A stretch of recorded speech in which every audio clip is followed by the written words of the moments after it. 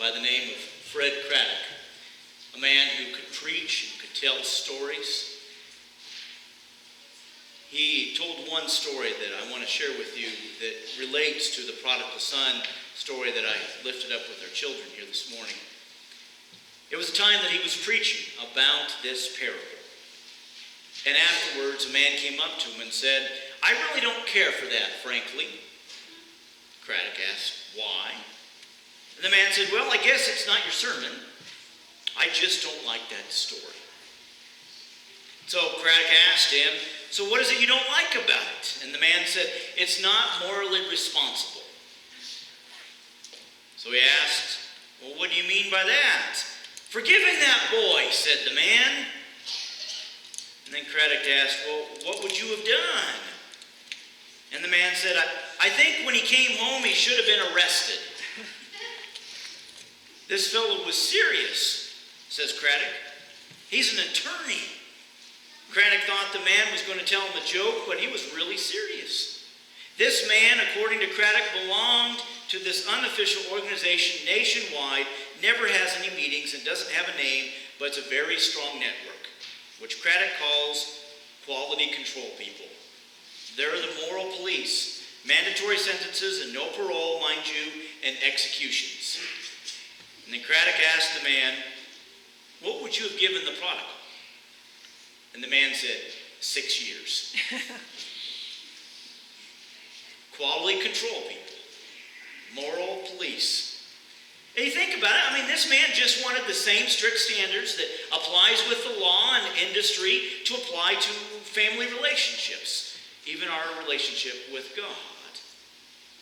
Mandatory sentences, no parole, executions. Would you want this guy as your dad? Boss, coach, pastor, president? Now I see your heads moving here. You're thinking about people. You have someone in mind just like this. You either work with them, you work for them, maybe you played sports underneath them. My daughters are all active in sports, and we sit in a lot of bleachers. And one of the things that we have learned is there's a coaching style that you see more often. I like to call the authoritative style. It's hard to miss. They're the loudest. They're always yelling. And every word they say is negative. Now, sure, the flip side, I've heard people that have played for these individuals say, "But I don't mind being yelled at least we won." As one on the receiving end of an abusive coach. And I'm here to say, it is abuse. I will never forget those years. What's that phrase? "I may forget what you say to me, but I'll never forget how you made me feel."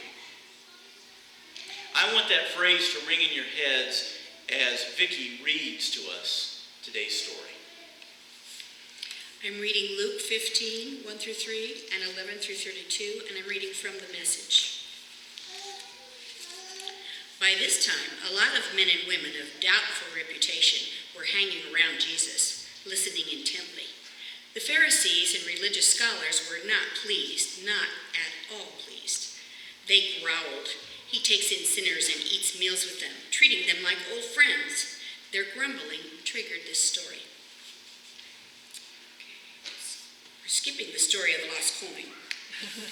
Okay, the story of the lost son. Then he said, "There was once a man who had 2 sons. The younger said to his father, 'Father, I want right now what's coming to me.' So the father divided the property between them. It wasn't long before the younger son packed his bags and left for a distant country. There, undisciplined and dissipated, he wasted everything he had. After he had gone through all his money, there was a bad famine all through that country, and he began to hurt. He signed on with a citizen there who assigned him his fields to slop the pigs. He was so hungry he would have eaten the corn cobs in the pig slop, but no one would give him any. That brought him to his senses. He said, 'All those farmhands working for my father sit down to 3 meals a day, and here I am starving to death. I'm going back to my father.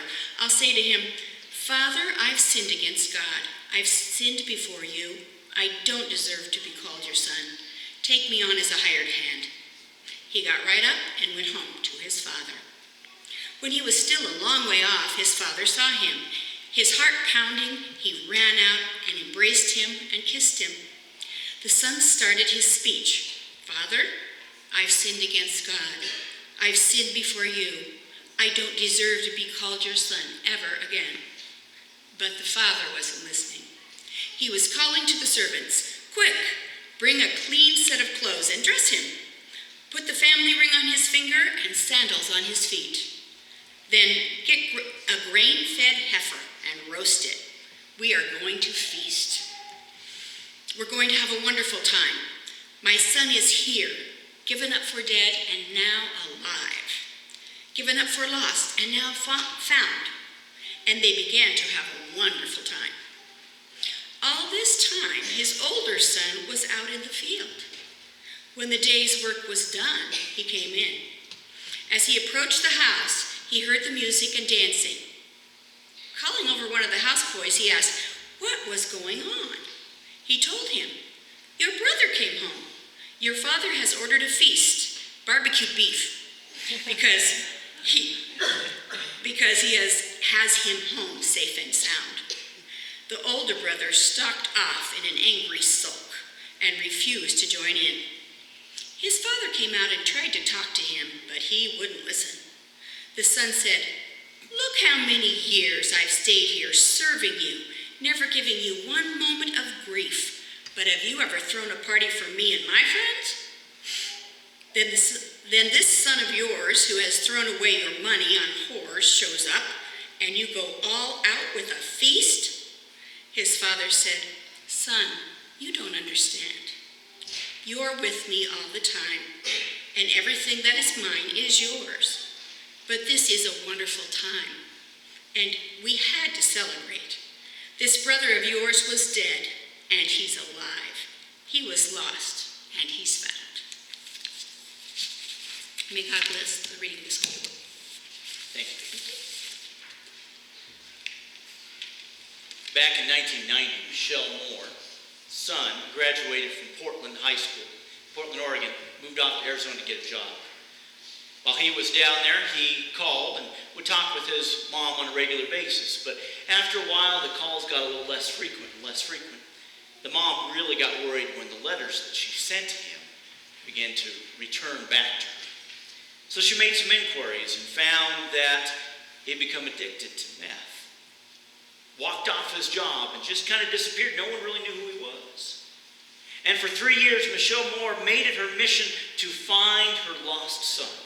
She traveled back and forth from Portland down to Arizona, canvassing these old neighborhoods, going into places where he might frequent. In fact, one time she even dressed herself as a homeless person to relate and to try to get the confidence to find out what happened to her son. Finally, after 3 years, Michelle made contact with someone who knew her son. And she remembers distinctly the day that she found him. He rode up on his bicycle. He had lost weight. Most of his teeth were gone. He'd just recently been in a fight. He rode his bicycle for 10 miles in the Arizona heat just to see his mom. They ran into each other's arms.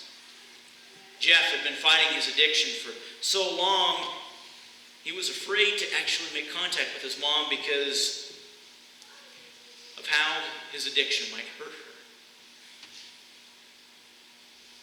You'll be happy to know that today Jeff is in Narcotics Anonymous and has moved back with his mom. This is a story that is repeated too often in homes today. Not only across America, but here in Scottsbluff County. As a parent with a child 400 miles away, I think about this all the time. I think about what my response would be to searching for someone lost. About welcoming in a loved one, no matter what has gone under the bridge. As a father who welcomes home a loved one, actually today, Emma gets to come home today. She's been home away for 51 days. I know that sense of homecoming. It's an incredible draw. Now for Emma, it was just going to school. But I also know that homecoming can be quite more significant for other people. Some of you might be familiar with Shonda Pierce. She's a comedian. She tells a story about a young woman named December. December's father was a pastor. And early on, December got that message that pastors' children are supposed to be perfect. I mean, is that what you told your children? Okay, so just want to make sure. December knew that she would never be good enough for her family or for the church. And so December began to rebel against both. She spent late nights partying, sleeping with any man that caught her eye. Sometimes she would slip into her parents' church, but she always made sure to leave before anyone had a chance to talk to her. After she became pregnant, December decided to return to her parents. She expected shame and condemnation. Instead, December's parents welcomed her back home with open arms. As she says, "The bottom line is that I came back to my family and God because they loved me with no strings attached. They forgave me. I thought I could do something to make them disown me, but I was wrong. You can always come home." I believe that about the church. In fact, I count on it, I expect it, I believe it, and most importantly, I have witnessed it. Homecoming is something that the church, our church, needs to be ready for. And it has to do with our understanding of money and membership.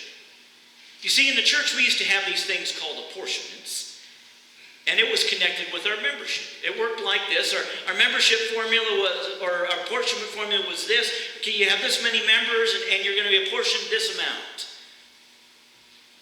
And so this idea was that apportionments actually became kind of a negative term. So we changed the term to mission shares because it was such a loaded term. But what people continued to hear was assessments or taxes or apportionments. And I have seen this too often in churches. They get into financial trouble and they're thinking, well, we can't do anything. We got to pay the utility bill. And we have to buy the Sunday school supplies. And we try not to cut the salaries, although I know some churches that have. What can we do to save money? Yes, I know we've got dead weight on our membership rolls. Let's go ahead and cut. And what we can do is we can just, if we can just lower that assessment, those taxes, those apportionments, that membership roll, our expenses should go down. And I can tell you I have seen that in every single church that I have served. And I have met with families and individuals, and I have cried with them. And I have heard their pain, and I have listened to how they have felt. Because they saw the church reject them. And they still tell me about that letter they received in the mail. And all I can do is apologize and say, that's not the church. That's not how the church operates. That's not the mission of the church. And then I say, as a church, you are always welcome to come home. And then I often tell them a story from our previous bishop, Ann Shear. One time I was talking to her about how our membership was tied to our apportionment formula. And she told me a story about her son. She said her son was a member of a United Methodist Church in Texas. And she said in Texas, once you become a member of the church, they never take you off the membership roll. I guess you're a lifer, whatever that means. But he wasn't going to church. And then she told me that he told me that when he decided to go back to the United Methodist Church, he went back to the church that continued to send him newsletters, continued to remind him of pledge drives, continued to ask him to sign up to get his picture taken in the directory, kept him in the loop, even though oftentimes he'd get that letter from the church and he'd just throw it into the trash basket. And then she looked at me and said this to me and several other pastors that were listening in on the conversation. She said, if that church would have removed my son from the membership roll, that when he was ready to come back, I don't think he would have gone back to the United Methodist Church. Several years after that conversation, it took something dramatic like Nebraska annual conference to join with Kansas to do something radical. And today we do not have our membership roll connected financially. Sounds like a lot like our parable. So often money is involved in the discussions that end up in wrecking relationships. And like our parable, reconciliation is desired. There's a story that goes like this. No one quite remembers what took place. It was ugly. It was something over money, but finally Paco just decided to leave. Packed his bags and walked out. That's what people remember. And he walked the streets of Madrid, Spain. Every now and then he would go into his own neighborhood, hoping and praying and looking for some kind of reconciliation, but not seeing it. He just continued to wander around the neighborhood or around the city streets.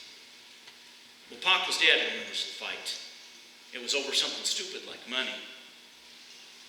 But he also remembers the love that he had for his son. And he was ready to forgive. But the problem was he couldn't find him. So he got an ad. He purchased an ad in a newspaper and it read, Paco, meet me at the Hotel Montana at 12 noon on Tuesday. All is forgiven. Love, Papa. Now, Paco was such a common name in Spain that when his dad showed up at the hotel at noon that day, there were 800 young men named Paco waiting to be forgiven by their father. I can personally vouch for this story.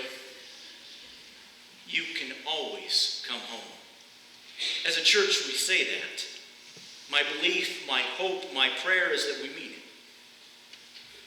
But walking in that door after one has left, after one has felt unwelcome and hurt, after one has closed all hope, walking in that door and sitting in these pews, rehearsing that speech is one of the toughest things one can do. Many of you know that I left the professional ministry 4 years ago. It was a painful transition.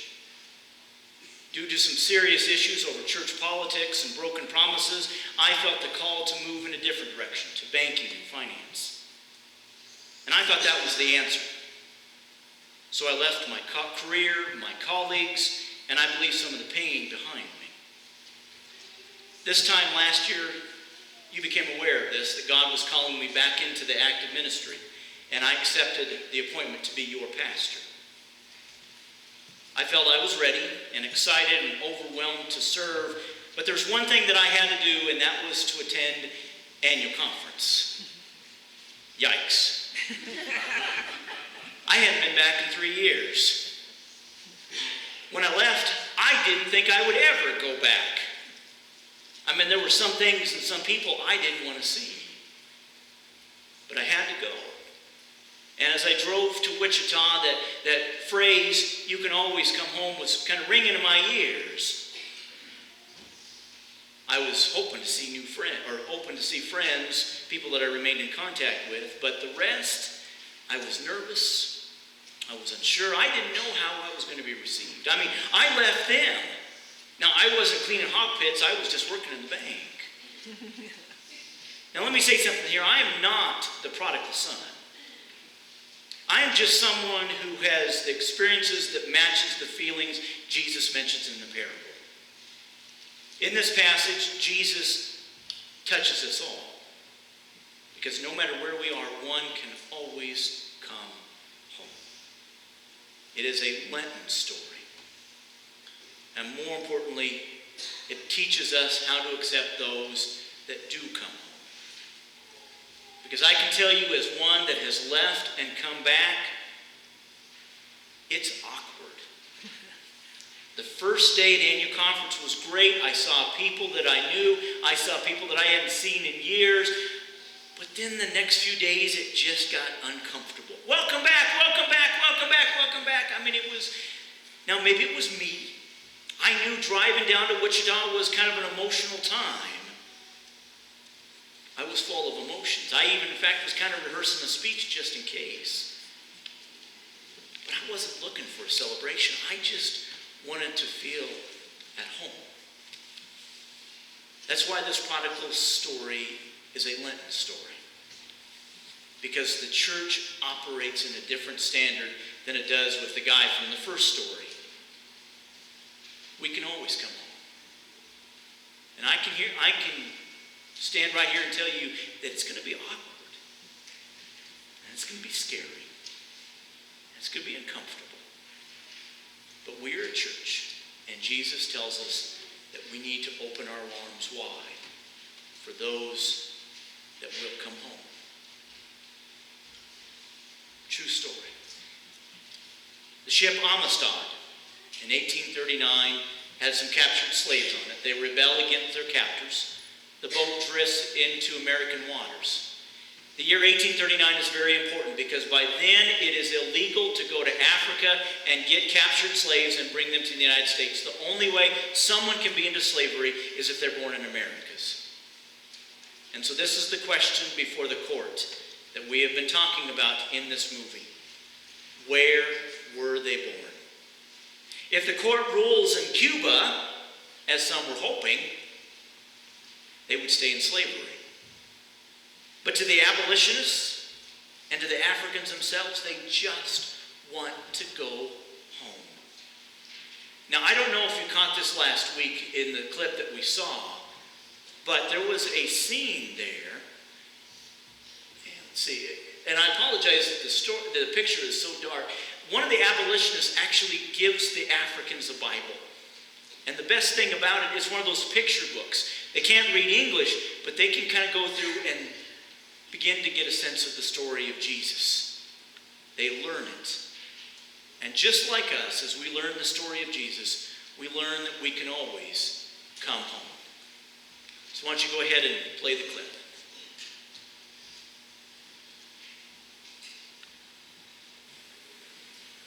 Were they born in Africa?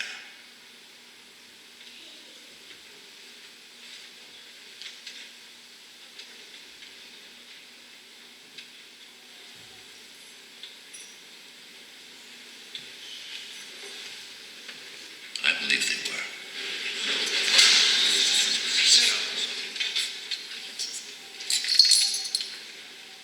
As such, Her Catholic Majesty's claims of ownership have no merit. Neither, of course, do those for salvage made by Lieutenants Meade and Gedney. I hereby order the immediate arrest and detention of Senors Ruiz and Montez. By federal marshals on the charge of slave trading.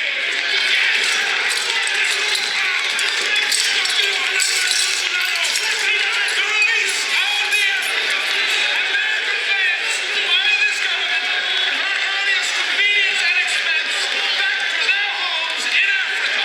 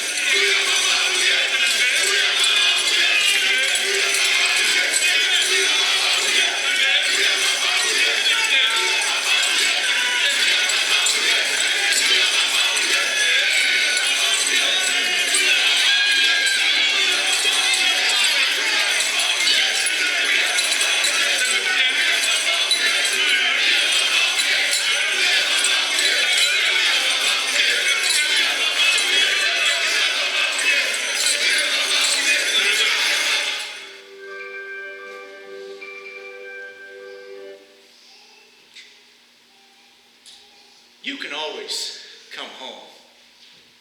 It's the story of Jesus. And it touches each one of us. It's the bedrock of who we are. As we prepare for Jesus on Easter, know that there is nothing like coming home. Amen.